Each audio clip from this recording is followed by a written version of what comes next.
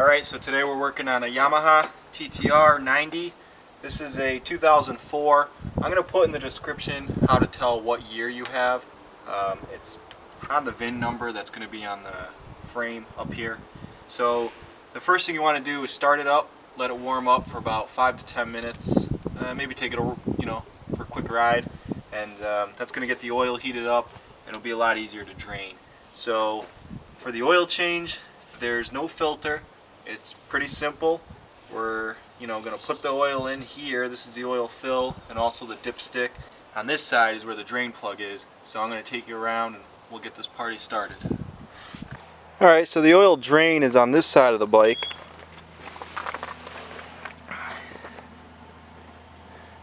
And that's it right there.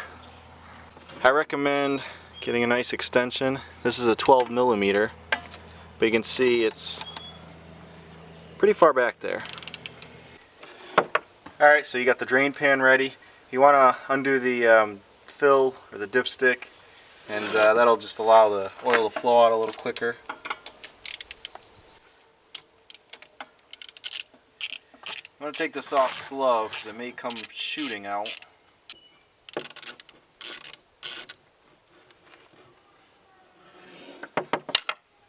And that's some pretty dirty oil. We're just going to allow that to do its deal and drain out. We'll give it a minute. So it's hard to see how dirty it is, but this hasn't been changed for quite some time. Okay, so we've let the oil drain for a few minutes now, and you can see it's just a very slow drip. So I'm ready to put the drain plug back in. You want to grab some of the old oil, put it on the threads, put it on the washer here, and you can put the drain plug back in.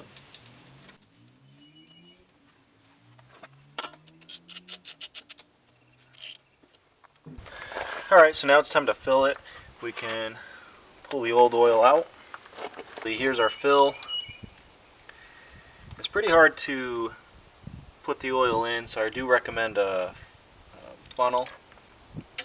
But to show you that it can be done, I'm going to try to fill it. This bike, I'm just going with a 10W40. If you're going to go synthetic, that's great. You can just use regular oil, that's fine. And so this bike, the manual states about 0.85 of a US quart. So we're not doing the whole quart. We'll probably do about 3/4 and see where we are.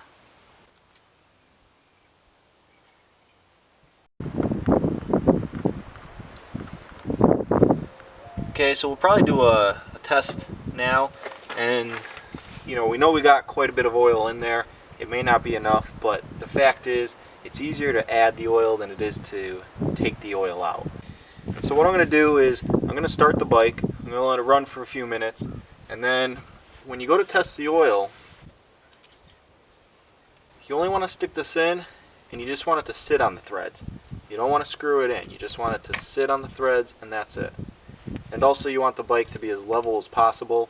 I'm on the kickstand, so I'm leaning over this way. So there's actually no oil registering on the dipstick right now.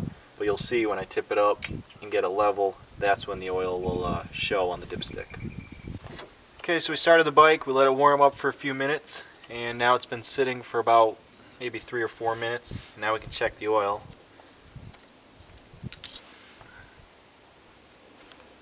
So again, you just want to stick it in. You don't want to thread it. And yeah, we're pretty low. We can add a little bit more. So you can see the bubble. We're basically on the bottom notch. Obviously we want to be right in between the two notches. So we're going to add a little bit more. Okay, so the bike's cooled down for a few minutes. Again, you want the bike as level as possible. You can see I got it on a stick, and it's just about perfect. It's very hard to see. But you can see by the bubble underneath, it's right in the middle of the notches. You can see that bubble right there. So that's how I usually tell.